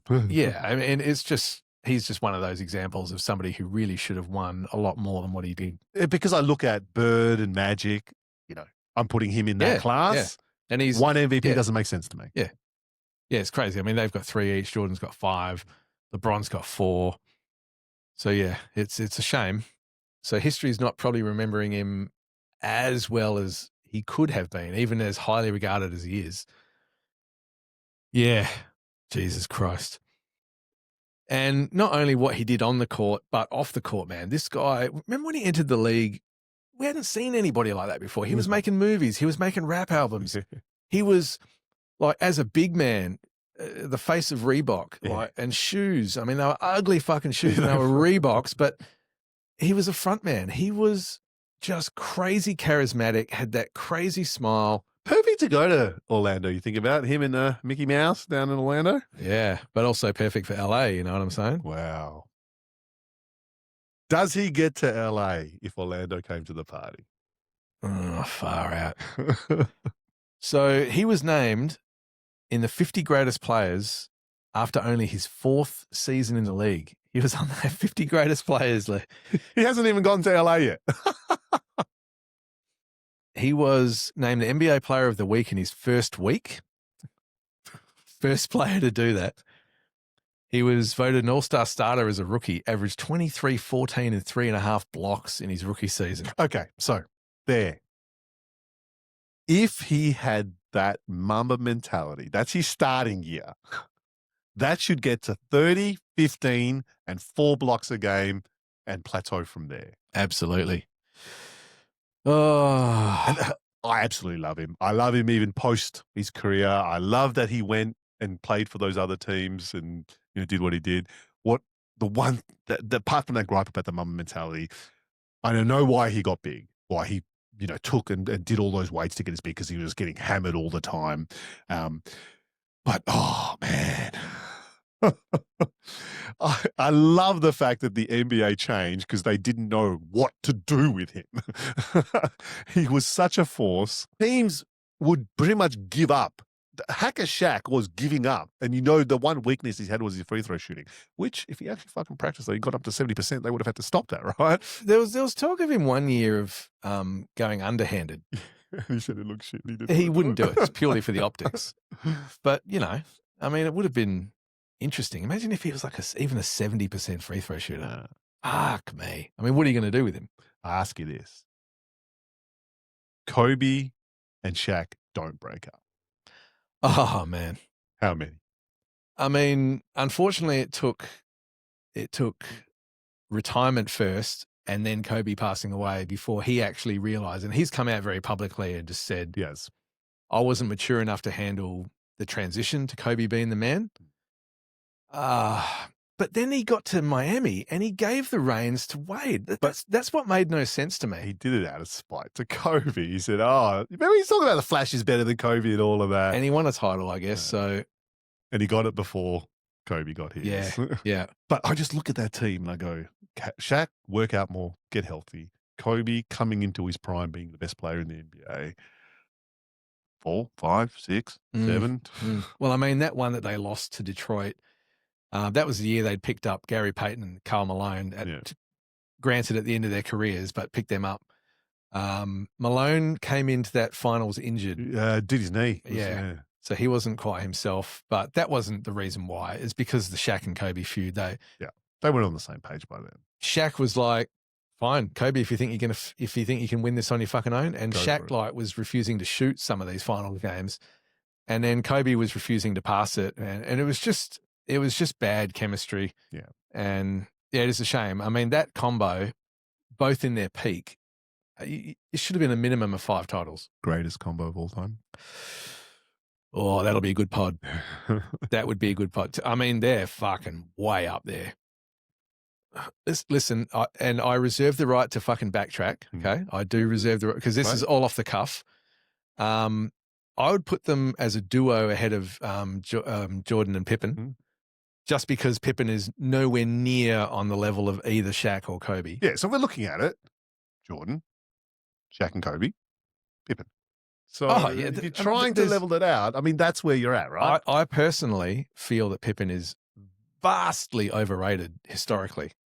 Yes and no, but yeah, there is a component of that I totally agree with, but there's a component also that I think Pippen's a little bit underrated. But anyway. I'm not sure I can think off the top of my head of too many alpha duos that you've got a clear, like both of them could be dominant number ones on their own team. Well, this is the problem with Jordan and Pippen. There was never a point in time where Jordan would hand over the reins to Pippen. No. Every other duo that you put in this, you could say, well, one day it's you, one day it's you. You know, there's an equality there. Pippen had a pretty good year when Jordan retired. Yeah, he didn't want to fucking come in and take that shot. Kukoc took fucking head case. He had a pretty good year, but he was never going to carry a team the way a true number one could do it. He's always a number two. Correct. So when you think of the great players and their second fiddles, like Bird and McHale, they don't match. Hakeem and Drexler. If Drexler was younger, it'd be a conversation. That was definitely a one. But Drexler was a clear, like 18 to 20 It was a Batman and Robin for sure. Yeah. Great duo. Oh, 100%. Bron and Wade? LeBron and Wade. I mean, I'd put Shaq and Kobe ahead of LeBron and Wade just for fucking clarity here. Stockton alone. No fucking way. Oh, they're in the conversation as a duo. I don't rate them at all, man. Oh, Don't rate them. I fucking hate Malone. it's because Stockton's white, right? Is Malone better than Barkley? No. No? No. All right, that's out straight away. That's out straight away. Well, I mean, who are the duos? I mean, there are a lot of older duos that I don't have the knowledge of. So, I mean, how far are we going back? Who was Magic's best? Kareem. But Kareem was still great. Or later on, Worthy? I don't think either one of them compared to Shaq Kobe. No. And then what? Larry and McHale? They don't compare. And you're talking about like Moses and Dr. J, which I don't know enough about those players. Shaq and Anthony? They don't compare to Shaq and Kobe. Nah, because Shaq was younger. Penny was not as good as Kobe. So, yeah, man, Shaq and Kobe have got... It was probably at the top of the mountain with no one there as a duo. I mean, there'd be a lot of older heads than even us that would be screaming out, what about fucking Oscar and Kareem? Yeah. Oscar and... He might have been Lou Alcindor at that point. Mm. I mean, yeah, and then you've got like West and Baylor. But from the era that I know... Julius and Barkley, that wasn't... Julius really. was too old by then. No. Man, I can't think of anybody. They are on a tier themselves, I think, as a duo. Well, how many duos have won MVPs? 2. I reckon we might have to convert this into a pod. Another pod. Yeah. And see if we can backtrack from Kobe and Shaq. Ideas. Yeah. All right. Well, I got sidetracked there. What else have we got? You taking notes, bro? What else did Shaq do that's fucking Shaq amazing? Fu. How you feel about Shaq Fu? Shazam! Oh, we're gonna erase that from history. So, despite losing to Houston in the '95 finals, and asterisks for them, those motherfuckers partied after the conference finals like you wouldn't believe. oh yeah, that was their championship. Oh, yeah. And look, Shaq held his own. There's this kind of misnomer out. Yeah, no. There's a misnomer out there that It wasn't because Hakeem of Shaq destroyed him. Yeah. Shaq against Hakeem averaged 28, 12.5, and 6 assists on 60% shooting. Yeah. As a third-year player, Yeah. he held his own. And Penny, to be fair, Penny held his own in that final series as well. But his third season, he was second in MVP to David Robinson. It's just wild. Yeah. It's just fucking... Isn't it the same year he lost the scoring title to David Robinson? Was that the third year? And then David Robinson scored 71 on the last day of the season to beat him for the scoring title? Just some dodgy ass shit. I remember watching NBA action when that happened. And Shaq played first, you remember? Shaq's game was first, his last game of the season. Why has David Robinson not copped more shit for that obvious fucking stat padding? I mean, when people like throw... what's his name? They refused to shoot. When Ricky Davis shot on his own basket to get the rebound, we trashed him. But Dave Robinson and his teammates set him up to score 71 points. I mentioned that poll that Orlando did. The Orlando poll showed 82% thought that he was not worth $115 million. So he summarily went and signed a 7-year, $121 million contract with the Lakers. Like, fuck you. The Lakers throughout history have a habit of doing that. But how's this for white man Jerry West fucking genius, right? Oh, did you say you just like the white man? Yeah. Because he was a genius. He was a genius. And an angry man too. Man after your own heart. I love that. He signed a 7-year, $121 million contract with Shaq, traded Vlade for Kobe. High schooler. And instantly you've got Shaq, Kobe, Eddie Jones, and Nick Van Exel on the same team. Oh, Nick the Quick. I need to go back and watch some of those early, because Eddie Jones was awesome as well. Ah, yeah. I love Two-way player too. Eddie Jones was amazing. Man. Remember that? He did that Clyde Drexler and Iceman finger roll out of the keyway. I was like, fucking cool shit. Yeah, he was. And Nick the Quick. Yeah, great team. Nick the Quick was white chocolate before white chocolate. He was And fucking awesome. Cedric Ceballos. Oh, yeah. Yeah, they had a great team. Very watchable team. Eldon Campbell, if I'm not wrong. Yeah. Actually, that team should have. They had no one to control Shaq or Kobe until Phil Jackson got there. That was their problem. So the first 3 years of Shaq and Kobe, Eddie Jones and Nick the Quick, they lost to Utah 4-1. Utah, Stockton Malone, Utah. Yeah. Utah 4-0, and then the Spurs 4-0. So not a lot of playoff success. First rounds? No. I think the Spurs might have been the second round. They were a 50-win team at least, right? They were doing well, yeah, in the regular season, but just couldn't get over the hump, couldn't get it all together. Remember Kobe airballed in his rookie season, airballed the last, I think, 2 shots And they're both threes. against Utah Yeah. before they got eliminated. So in 99, By the way, to be able to come back from that as a rookie, yeah, that's a different mentality. yeah, probably should have had him in my top 10. I'm but just going to say. yeah, Because I'm figuring, I think I needed to leave him for you, man. Surely you're going to have him in your top 10. So after those 3 fucking like playoff dispatches, like nearly 3 sweeps in a row, they hire Phil Jackson in 99. That's when it all turned around. Yep. And credit to the GOAT of coaching, Phil fucking Jackson. In Jackson's first year, Shaq wins MVP. Yep. So, and he was first in scoring, second in rebounds, third in blocks. But by the way, you get Phil Jackson, who neither Kobe or Shaq are not going to respect, right? Exactly. Well, what are you going to say? He's got 6 fucking titles with Jordan. What are you going to say? Oh, we don't want to play the fucking triangle offense. And the Zen master. And they played really well in the triangle offense. Yeah.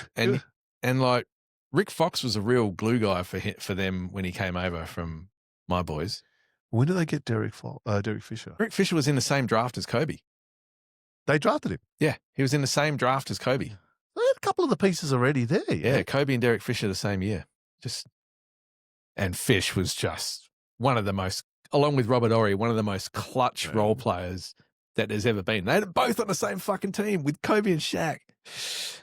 Oh, my Lord. LA tends to do that.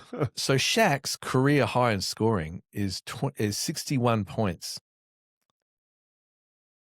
He had 61, 23, and 3 against the Clippers. And he was the last player before Giannis did it in 2023 to score 60 points with no 3-pointers. You know how hard it is to score 60 fucking points with no 3s? Dude, for someone like you, it's just get him in the post, done. That's got to show you how dominant this guy was. Yeah. Like, there's nothing you could do to stop him. And all of this bullshit about, he was just bigger than everyone else. He had footwork. He had speed. That was his thing. His ability to explode and then sprint the floor and jump. The motherfucker would take you in the kill and just dunk on you because he could jump higher than you. He had a big vertical, but he was so good at sealing his players. Like when they were out on like a semi kind of break and he was ahead of the pack, he would seal his player so low that there's nothing they could do about him. Yeah. And the other thing that's really underrated about him, passing. And you can see, in his later career, he became a great passer under Jackson. But his hands were probably the best hands I've ever seen. Soft. He would catch everything. You could throw him a lob anywhere and he would catch it and ram it. One-handed, two-handed, easy. He had amazing hands and great touch for a guy his size. But his dribble into the lane, jump step, and the baby hook, that was another weapon of his. And he even had a pretty good turnaround shot off the backboard. Yep. I mean, Shaq was a no-brainer. I toyed with the idea of putting him at number 1 because I just fucking love watching Shaq play. I must admit, now that his career's over and I see him commentating, I just wish he put the whole thing. I was obsessed with the game and obsessed with being the best as he could have been throughout his whole career, because I think his career, 100%. It would be, the conversation would be Shaq and Jordan. It all started falling apart in 2001. That's when he got the claw toe. I've never heard of a fucking claw toe. What the fuck is that? He had surgery in the off season for that. In 2002, had toe surgery as well and was diagnosed with degenerative arthritis in the toe. Remember, he had a lot of issues with the toe. Big man. And at the Big man in time, when I'm feet. watching the game, I'm just thinking, toe. This is a fucking toe. Cut it off. How the fuck is a toe going to keep you out? Yeah, but a big toe is a big thing. He's gone out and he's gone on record as just saying your big toe is responsible for all of your balance. And all stability in your foot, man. Yeah, and with the amount of footwork and pivoting and stuff that he's doing on that foot, isn't it? And at his size. So I've broken my big toe. Really? Yeah. Playing basketball, actually. Yeah. Playing a competition while I was in Sydney, just a corporate competition. Came down the court, blew a layup, kicked the support. Oh, What the fuck's going on here? Take off my shoe. You kicked the support. Kick the support. This is like Jaden McDaniels punching the wall and getting kicked out of the playoffs. Unbelievable. But the worst thing is with a broken toe or whatever, now that my toe is actually a little bit shorter than what it was, I don't know why it healed like that, but you don't get the ability to be able to jump off that foot the same way that you could before, just because the toe's different, right? I would imagine. So I can understand for someone who's 7'2" and 300 pounds and he's got a problem with his big toe, poor bastard. I can understand why that was a problem for him. Yeah, for sure. And obviously, this is what you were alluding to earlier. He waited all summer to get his surgeries, and he's famously come out and said, "I got hurt in company time. I'm going to heal on company time." That didn't land too well with Kobe. No, who was a little bit obsessed, and that's kind of where their feud started. In 03-04, they signed Peyton and Malone, who we've talked about. O'Neal wanted an extension, which Bus wouldn't pay. Still wanted to be paid the same level he was getting paid. Bus wanted to come down a little bit. There was the whole Kobe Shaq tension. They lost to Detroit in the final. That was a hard finals for me to fucking watch, man. That was a hard, because you looked at the two teams and it was blatantly obvious who should be winning. Who should have won the series. Yeah. And no shade at Detroit. Like, they were an amazing team, played unbelievable and deserved to win that series. But they weren't going up the best that the Lakers were putting up. That's the problem. Yeah. I would have loved to have seen like Shaq and Kobe just locked in. Just get it together, man. But that was kind of unfortunately the end of it all. Jackson was let go by Bus. Shaq demanded a trade. Yeah, he had a little bit of time off from his Montana ranch. Smoking the good stuff. Lucky motherfucker. But yeah, that was the end of it. It was just unbelievable. That Detroit series like killed that dynasty that the Lakers were. And there's still so much juice left. Obviously, O'Neal won with Miami, but they should have done more. That team should have done more. Jackson left. Shaq got traded. Who did he get traded for? Kupchak was going to trade Shaq to Dallas because he wanted Dirk, but Cuban wouldn't give up Dirk. Oh. Yeah. Interesting sliding doors moment. Dirk and Kobe might have been pretty interesting, eh? Dirk and Kobe would have been very interesting. Very. And I could see Dirk being quite complimentary. Oh, absolutely. Yeah. But you can probably see why Cuban wouldn't want to give up. For an aging Shaq. Yeah. Dirk's a foundational player for them. Yeah. Just interesting. So Kobe could have played with KG or Dirk. Sliding doors, man. Yeah, man. Yeah. Very interesting. Very interesting. What else did we have? He was traded to Miami for Lamar Odom, Caron Butler, and Brian Grant. So Lamar comes over then. Okay. Yep. Come over. That's the rebuild for the Lakers to start getting a team together. And obviously they were pretty shit for a while. Yeah. Your Smush Parker years and. Yeah, but then Bynum comes along. They draft Bynum. Yeah. And they start. Yeah. And there's another sliding doors moment. Chris Paul trade. Oh, man. I'd forgotten about that one. Yeah, the vetoed trade. Which, how the fuck was that fine? Seriously. I don't care the NBA was controlling Charlotte at the time. Yeah, they were the controlling interest in the team. Any organization where you have a holding company and a subsidiary, the holding company can't dictate to the subsidiary what they can and can't do. And I know the NBA is not just corporate fucking entities and everything else, but what the fuck? Yeah.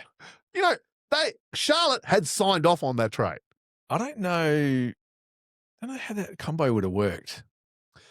Paul and I think Kobe works better with a dominant big because he's not an off the ball guard. That's the problem. But again, Chris Paul's most probably smart enough to make it work.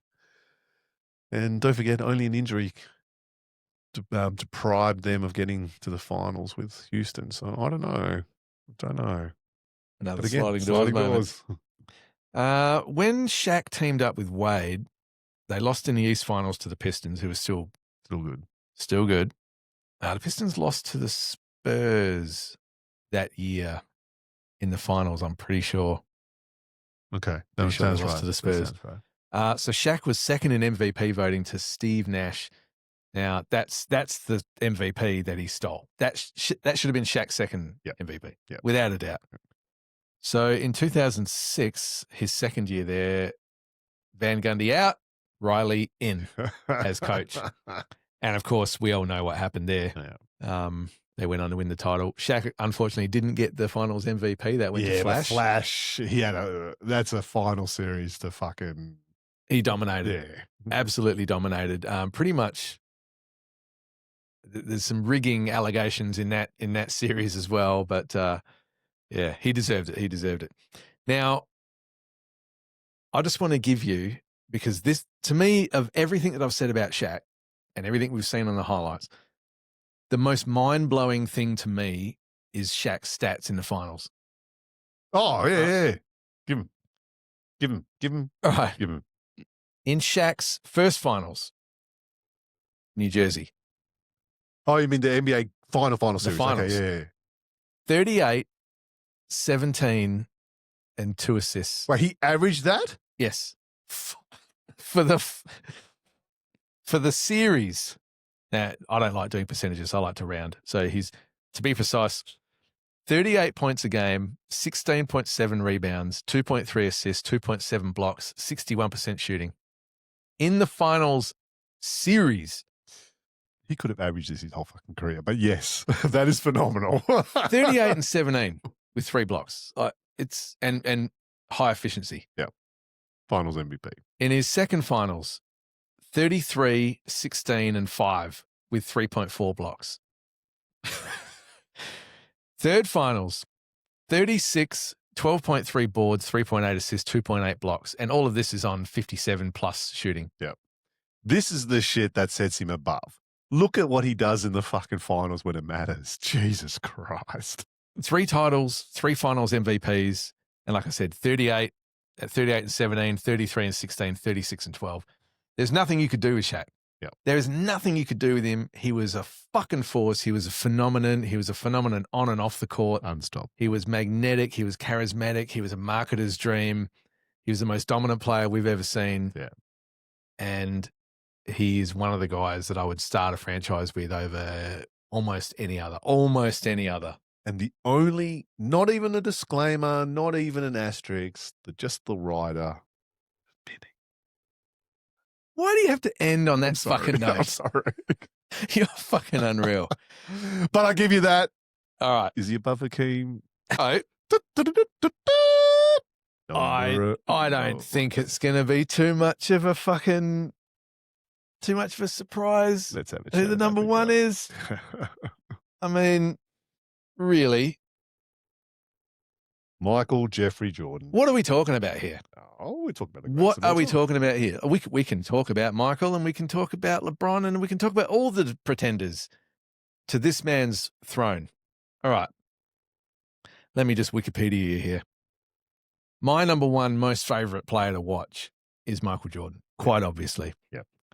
6'6", 220 pounds, third pick in the 84 draft, your Olajuwon draft. My first stat is GOAT. Yep. He is the GOAT, the greatest that has ever lived, that has ever played the game. Undisputed, not even a debate. Don't even try. He was the Rookie of the Year. He was a 2-time dunk champ. He's a 10-time scoring champ. He's a 3-time steals leader. He's a 9-time all-defense first team. You know I love my two-way players, bro. 9 times first team, all defense, Yep. with 10 scoring titles. Yeah. Just hang on for a second. The complete player. 9 times you are deemed to be the best defensive 2-guard in the league. Yep. And 10 times you're leading the whole fucking league in scoring. Yep. That just blows my mind. Before I say anything else on that, What has LeBron done that even comes even close to that? Just on those two stats alone. He's played 23 seasons. Oh, fucking suck my dick. He invented the 27, 7, and 7 line. Yeah, go on. Speak about the GOAT. He's a defensive player of the year. Yep. That's what he's done that LeBron hasn't done. Mm-hmm. He is an 11-time All-NBA, 10 first teams. He's a 14-time All-Star. He's a 5-time most valuable player. He's a 6 times finals MVP and a 6 times champ. So 6-0 and 6-0. Every time he got to the finals, he won. Yep. And it never went to 7. He's never been to a game 7 in the finals. Never. And every time his team has gotten there, he's been the best player on the floor in both teams. And he has the highest points per game scoring average in history. All time. Over Wilt. Like, you think about the things that Wilt has done. 100 points in a game. He is the highest scoring average of all time. It's just crazy. So it all started back in college with him. Without shooting a shitload of threes. Until he went up against Clyde Drexler in the 1992 NBA. He could have if he wanted to. Well, if it was a different era. It was 6-0 in that game from 3-point range in the first fucking half. If it was a different era, he would have developed that shot. He hit the game-winning shot against Georgetown in the 82 NCAA title game, the first of many heartbreaks he inflicted upon young Patrick Ewing. He was an all-star starter. Let's go back that. Okay, yeah. As a freshman, right? Yeah. In a team, North Carolina team, that had superstars, senior players in a team, and they drew up the final play for the game winning shot for a freshman. Yeah, they had James Worthy and Sam Perkins. Yeah. And the ball goes to Michael Jordan. That's the play. It's not as if it was a broken play. Yep. Jordan's there, and they've chosen a freshman. Anyone who's ever coached or been involved in basketball, you do not give the ball to win a championship to a guy in his first year. You don't. Now I'm gonna suck dick a fair bit here with Michael Jordan. He was an all-star starter as a rookie, and instantly he was electrifying from day one. Like instantly, like must-watch TV. Like instantly. They made the playoffs in his first year, even though Chicago had been the fucking laughing stock of the league for quite some time. Who knocks him out? Is it Boston? The Bucks. The Bucks. In his second season, he broke his foot and missed 64 games. Wasn't actually supposed to come back in the regular season, but pushed hard. Could have fucking done more damage. Pushed hard and was on a limits restriction and fucking hated every minute of it. Wait. Is that the year they got up against Boston? Yeah. So in year 2, not year 3. Year 2 after he's broken his foot. Year 2, broke his foot, missed practically all of the season, came back for like 18 games on a minutes limit. Played well. Lost to Boston in the first round, but scored 63 points in game 2, which is still to this day a record against Boston. So what is 63 against Larry Bird. And the behemoth of a Boston Celtics team in his prime. So that was 86. That was the third MVP in a row for Larry Bird. And they won the year. title that year. They were an absolute joke. It went 40-1 at home that season, Boston.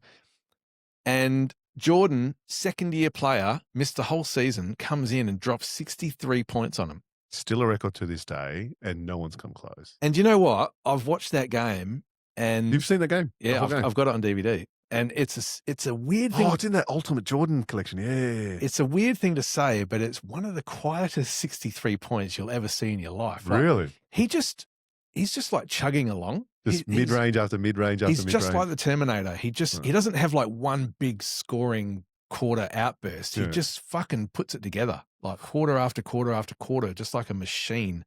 Assassin, right? He was crazy. So the year after he destroyed Boston for that one game at least, even though they lost, he came back the next year and averaged 37 points a game on 48% shooting. Is this when they hand him over the keys to play point guard? Was it year 3? Might have been 2 years after. I will get to it. So his early playoff success, obviously he had Detroit and the Celtics in their way, and they were both in their prime. And And these with- are shit Chicago team. Yeah, absolute shit. He didn't. I think it was Well, 80. Orlando Woolridge was his best teammate for how long? Some of those early games are pretty hard to watch. And don't forget, they didn't call them the cocaine Chicago Exactly. Bulls for no Exactly. reason. So they lost twice to the Celtics in the playoffs and lost 3 straight years to Detroit. Okay, let me stop you there. Cleveland can't get past whoever they can't get past for all that time. Chicago can't get past Detroit until they get the team and Jordan says, I'm fucking not taking this shit anymore. Again, the mentality. I'm fucking not giving up here. I will get to the promised land. I'll go through you and I will knock you down. And you slay the fucking dragon and go. He to didn't the try to top. team up with anyone. No. He didn't ask for anybody to be traded. I mean, like I say, he lost twice to the Celtics and 3 straight to Detroit. And he didn't ask for Pippen to get traded. He didn't ask for any of that shit to happen. So 89, they eliminated Cleveland in the second round with that Elo. iconic shot over Elo. Possibly even the most iconic shot in history. I mean, he obviously had an iconic shot against Utah. Yes. The Which walk-off. To this day, I wish that was his last shot of all time. I mean, but don't we anyway. all? But yes, it was a very cool shot. Just unbelievable. And how about this? That season in 89, when they won over Cleveland, averaged 33, 8, and 8 for the year. 53% from the floor. Fucking hell. 33, 8, and 8, and 53% shooting. Yeah, that's insane. And this is what you were talking about. He played point guard for 11 games that 11 games, okay. And you know what his averages were as the point guard? Man, it was a triple-double, wasn't it? 33.6 points, 11.4 rebounds, 10.8 assists over an 11-game stretch. And I think he got a triple-double in 10 of those 11 games, if I'm not wrong. This is a different era than we're in now, where triple-doubles are just fucking everyone's doing it. So all of a sudden, Phil Jackson enters the fray, right? Implements the Tex Winters triangle offense, and then the Bulls become the Bulls. So yeah, that's right. So Phil Jackson was already on the staff when Doug Collins. Doug Collins was coach, yeah? Yep. Yeah. Okay. And Jordan loved Doug. Yeah. They were Still close. loves Doug to this day. Yeah. But couldn't get them over the hump. No. And Jackson came in with Tex Winters, took over the team. 1990, 1991, they sweep the Pistons. And the Pistons... The famous walk-off. Yep, they don't shake hands. Mother bitches. And then they beat LA. Cost Isaiah a spot on the dream. Exactly. Exactly. And like I've said in a previous pod, I think that tainted his legacy in the NBA. Isaiah? Yeah. I mean, if he'd been on that dream team, I just think if he thought about it completely differently, things could have looked different. Yep. And obviously they beat Magic for his first title to win the first. With another iconic move. Yeah. The change of hands is probably already played here. And I don't buy that bullshit that he thought he was going to dunk it and there was someone coming. There was no one in fucking play. He just tried that and he fucking made it look quintessentially easy. All right, enough of you, Jordan. We can still watch him in the background. Funny how people talk about the people who want to compare his legacy to somebody else's. They'll say he never beat the level of competition that LeBron has played. Look at the title. That's bullshit. You do the list. Look at the titles he's won. First title, who'd he beat? Magic.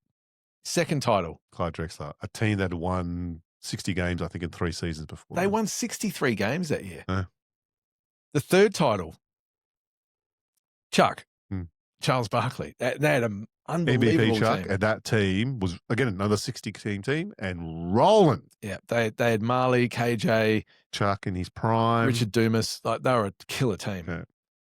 And then takes a break, comes back for the fourth season or the fourth title, Kemp and Payton. Mm-hmm. So he's beaten up Kemp and Payton on the second three-peat, and then 2 years in a row. Utah. Yeah, Malone Stockton. 2 Hall of Famers, 2 dream teams. And during that period, Malone's an MVP. So he beats another MVP. Yeah, and not to say in the lead-up, he's taking out Reggie Miller, Patrick Ewing. No one eats when Jordan was in his prime. None of those motherfuckers. Ewing never gets a title. These are players that most probably gets titles in other eras. Malone, no title. Ewing, no title. Barkley, no title. his peers bowed down to him because he beat the fuck out of them on the way. Yeah. He literally had no peers. Mm. Whereas in LeBron's era, it's very arguable that Steph has been the player of his generation, but you had Steph and Durant. And Duncan before that. Exactly. Kobe. Motherfuckers ate during his time. Yep. Yeah. The longer he goes, the more the motherfuckers are going to eat. I'm hearing you, man. I'm hearing you. Everyone who loves basketball, has even had a slight interest in basketball, must probably watch The Last Dance. Most probably one of the greatest sport documentaries of all time, just because I love I think it is, without a doubt, hands down. Perfectly constructed and tells a story that has a beginning of an end for a career for a man that should have ended there, but doesn't matter. We don't talk about Washington, even though his Washington days and numbers aren't bad and not to be sniffed at. But to understand the mentality of the man who was so competitive, like obsessively competitive in everything in his life. This is where I equate it to the Mamba mentality sort of thing. His wasn't necessarily to work as hard, not to say that he didn't, and he would do whatever he needed to do. I remember after the Detroit days, he decided, I've got to get stronger because these guys are beating me up, and he went on and did that. But his obsessive desire and need to win at all costs, to treat his teammates with absolute disdain until they could prove to him that he could trust them in a game, in the clutch or whatever, and to drag them over the line, no one has that mentality. And The Last Dance shows you that along the way. I'm sorry. That will always put him above against anyone else until they can show me they have that same mentality. Because sport's about fucking winning. Winning matters. I don't care if you're the greatest player, arguably the greatest player of all time. If you don't win, what's the fucking point? Team sport's a little bit different. I get it. Tennis, individual sports, it's just you and everything else. But I think it's a greater skill to be the best at your sport and to drag a team and force them to be good enough or as good as other players so that we can get over the hump. I don't think there's another player who's done that like the great. I don't think I can say any better than that. I think that's a great spot to end up on. Yeah. So, your top 10. My top 10. Can I tell you who? Do I do it now? Should I do it now? Tell you who that we won't be talking about because we've crossed over? Okay. All right. I'm going to do it very, very quickly. MJ, 1. Fair enough. Good choice. Hakeem Olajuwon. Oh, I kind of figured. But not in the same order. Shaq is on there. Should be. And that's it. Wow. I know. Okay. All right. Mine's a bit more eclectic than yours, actually, now that I look at it. Well, we look forward to it. Yeah, we do. You'll have to stay tuned for the next episode. All right, listeners and viewers, like and subscribe on YouTube, rate and review on your audio. And if you want to give Clay shit about his top 10, feel free. He's big and bad enough. Layer that shit on. Bring it. And all right, look forward to the next episode. Your top 10. Nice work. All right. All right, old heads and young heads alike. Thank you very, very much for tuning in with us for another episode of Old Head Hoops. Please help us with the show. Help us spread the word. If you're on video format, please like and subscribe. If you're on audio format, please rate and review wherever you have the opportunity to do so. And word of mouth means a hell of a lot. So tell your family, your friends, your loved ones, anybody who loves hoops, anybody who loves retro hoops, and anybody who loves the weird and wonderful tangents that me and Mus love to go on. So we would also love to hear from you guys. We would love to interact. We would also love to have some mailbag episodes moving forward. So please get in contact with us on our Gmail account, which is all one word, oldheadhoopspod@gmail.com. oldheadhoopspod@gmail.com. We also have an Instagram account. So we're at oldheadhoopspod. We have an X account and we're at Old Head Hoops. And we have a Facebook page at Old Head Hoops. Just type in Old Head Hoops on any of these socials. You should be able to find us. So thank you very, very much once again, and we will see you next time.